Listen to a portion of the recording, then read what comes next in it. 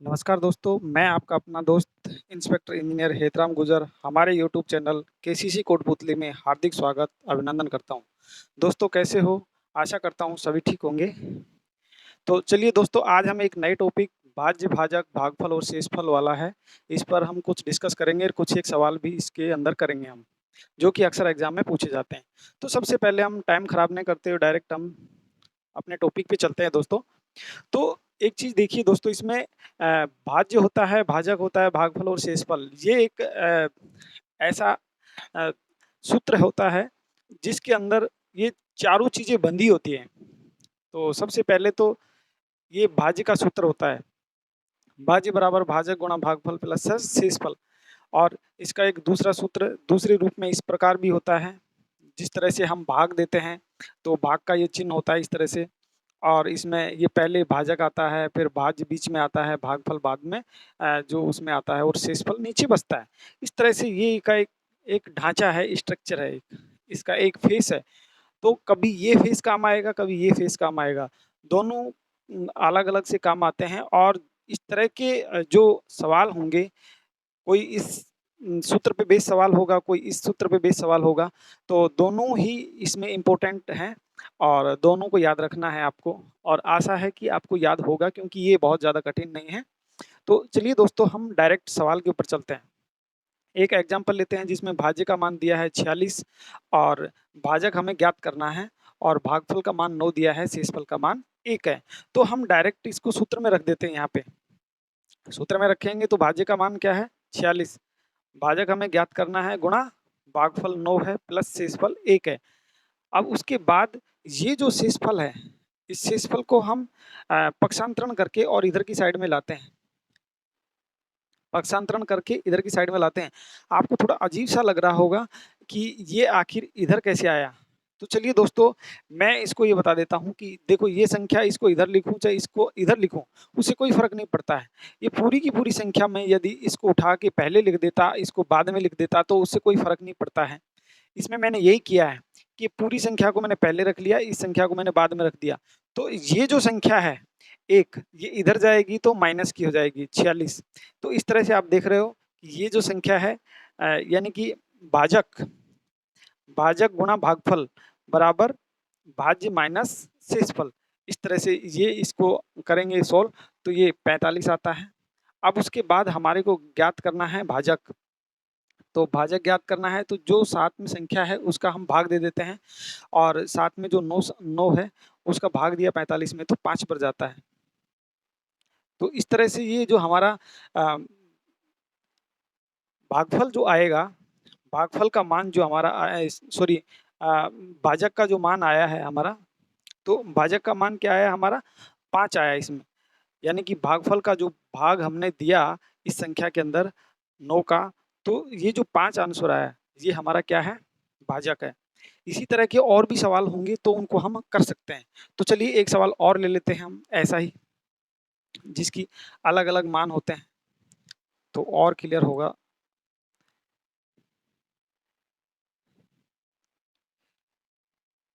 देखिए, ऐसे जो सवाल होंगे वो बहुत ज़्यादा कठिन नहीं होते हैं, बहुत आसान होते हैं, लेकिन इनका एप्लीकेशन पूछा जाता है, इनका अनुप्रयोग पूछा जाता है। तो भाज्य का मान क्या इसमें दिया है हमारे को? भाज्य का मान 52 दिया है, और भागफल इसमें दिया है 6, और शेषफल इसमें दिया है 4, और भाजक हमें ज्ञात करना है इसमें। तो जो संख्या ज्ञात करनी है उसको या तो हम x मान लें, या ऐसे भी रहेगा तो कोई दिक्कत नहीं है। तो हम इसको जमा लेते हैं सूत्र के अंदर। सूत्र में जमाया तो ये आ जाएगा 52 बराबर भाजक गुणा भागफल प्लस शेषफल। अब इसको मैं सेम वैसे ही लिखता हूँ, इस 4 को इधर लेके आता हूँ, तो ये आ जाएगा 52 माइनस 4 बराबर,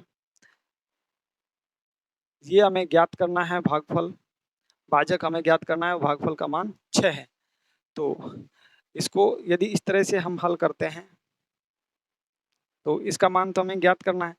अब 2 काम एक साथ कर रहा हूँ मैं दोस्तों, एक चीज़ देखिए इसमें, 2 काम एक साथ कर रहा हूँ, यानी कि एक तो इसमें से इसको घटाया कितना आएगा 48, 48 और 48 यहाँ जो 6 है उसका मैं भाग दे रहा हूँ, तो ये 6 का भाग दिया तो कितना आएगा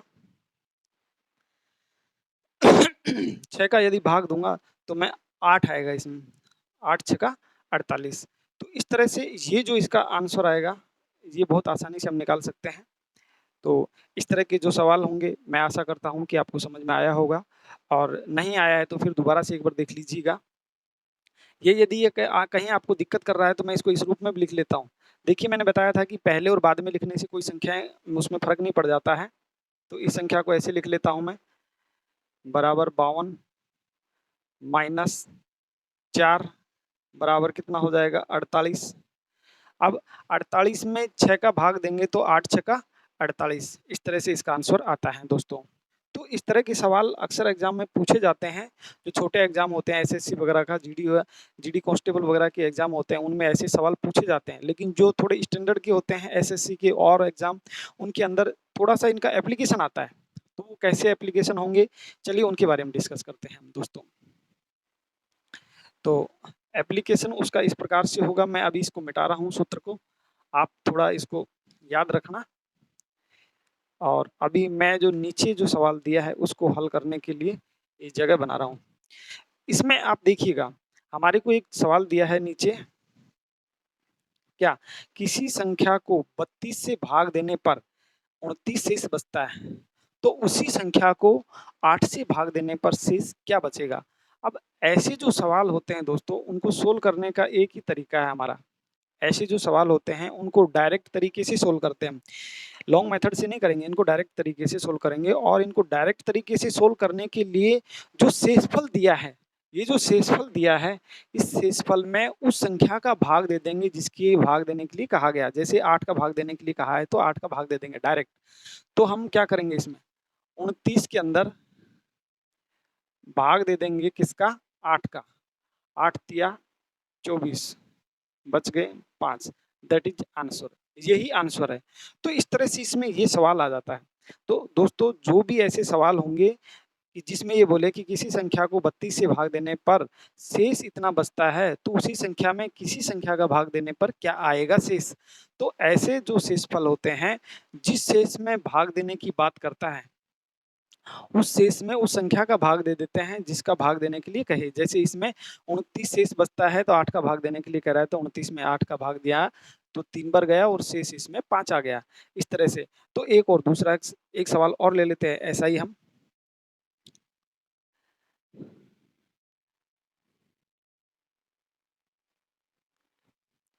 एक दूसरा सवाल दोस्तों और लेते हैं।